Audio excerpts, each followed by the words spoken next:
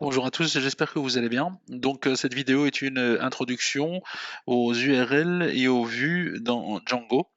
Le process généralement est le suivant. Lors d'une requête, tout d'abord il y a le urls.py qui est appelé par Django pour vérifier si nous retrouvons l'URL correspondante.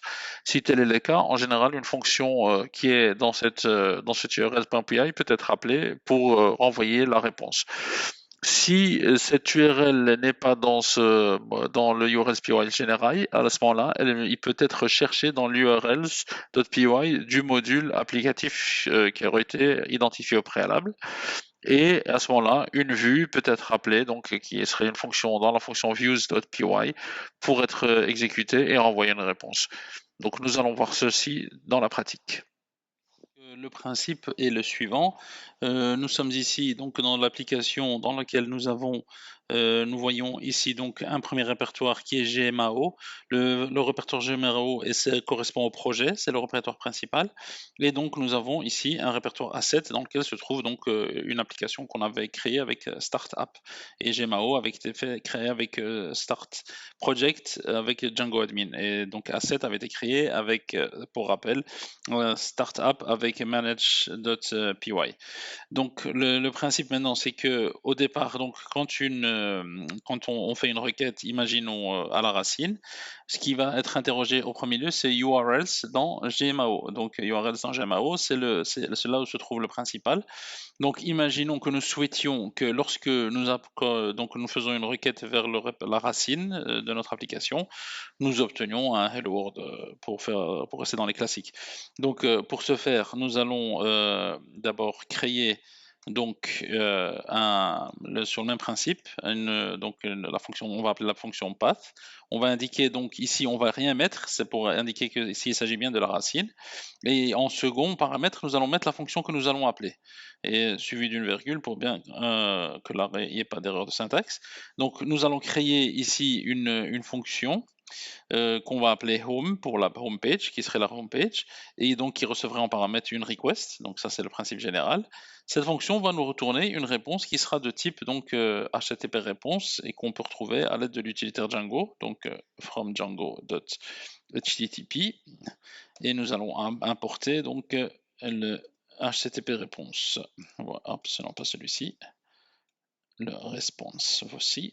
Et à ce moment-là, donc on fait un return de type HTTP response avec par exemple hello depuis home, et ça c'est principal, on va l'appeler. Ok. Et alors ici nous allons appeler donc cette fonction qui sera donc home, voilà, comme ceci. On enlève les parenthèses pour bien appeler que la fonction. Ceci étant fait, donc on fait une sauvegarde. Nous allons maintenant aller ici dans le mode console et nous allons exécuter lancer Django run server, manage.py run server. Ok, il semblerait qu'il n'y ait pas d'erreur. Donc maintenant, nous allons aller ici on fait un refresh du 127.0.1, donc localhost, le port 8000, et nous retrouvons bien donc notre hello depuis le home principal. Donc ça correspond donc au premier cas. Maintenant, imaginons que nous souhaitions aller dans la home page qui correspond donc à notre applicatif asset, à notre module asset. Donc pour ce faire, ce que nous allons dire à Django, c'est qu'on va utiliser une autre URL sur le même principe, mais qui se retrouve ici dans asset. Donc la première chose à faire, c'est de créer une url.py sur le même principe que la générale, donc urls. Voilà. Et alors, nous allons juste faire un copier-coller de ce qu'il y a ici. Donc, on va utiliser un URL pattern, comme ceci. On va tout prendre pour faire simple, et après, nous allons effacer ce dont nous n'avons pas besoin. Donc, nous arrivons ici. Voilà.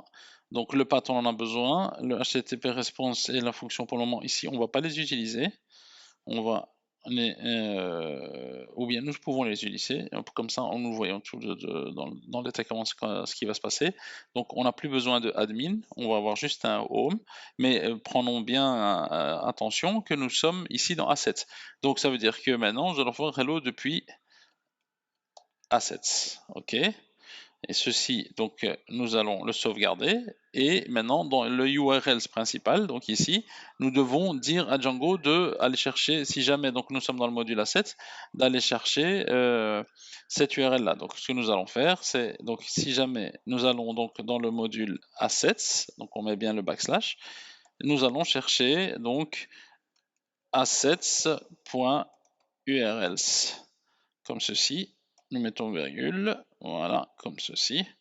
Ouais, pardon, il faut mettre un. J'ai oublié de rajouter. Donc ici, nous voyons dans l'aide, on nous le dit. Hein, donc including another URL configuration, import the include function et add URL to a pattern with this one. Donc ça, ce que nous devons faire, c'est que ici, nous allons ajouter donc le include et nous allons le rajouter ici dans cette version-ci.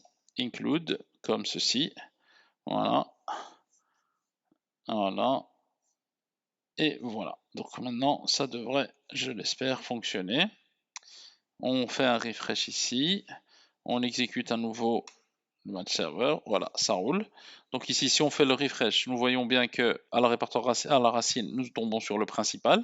Et si maintenant nous faisons slash assets, encore backslash, hop, nous tombons bien donc sur le assets. Donc ça, c'est une bonne chose. Maintenant, ce qu'il nous reste à faire, c'est dans un souci de structuration et de respecter donc l'approche de Django, du framework Django, ce que nous allons faire, c'est qu'au lieu que la fonction ne soit appelée directement ici, ce que nous allons faire, c'est l'appeler au niveau de la vue, ce qui est l'endroit en fait qui correspond le mieux donc dans la structure de Django. Donc nous allons couper ceci, voilà, CTRL X. Et sauvegarder. Nous allons aller maintenant dans la vue des assets, ici, voilà, vue assets, et maintenant ce que nous allons faire, c'est faire créer cette vue ici, comme ceci. Voilà, le principe est le même. Il y a une chose encore à corriger, c'est que ici, au niveau de l'URL, nous allons dire à Django qu'il doit aller chercher donc dans notre asset. Donc tout ce que nous allons faire, c'est un from. Voilà. Ici, dans les vues, on va récupérer donc la fonction home. Et donc, à ce moment-là, home correspond bien à celui-ci. Nous sauvegardons. Voilà. Et on va faire un refresh pour checker que ça fonctionne bien. Voilà, ça semble bien fonctionner. Oups, petite erreur. On remet le 127.01.8000. Voilà, on est bien sur le principal. Et quand on fait un slash, oups, pardon.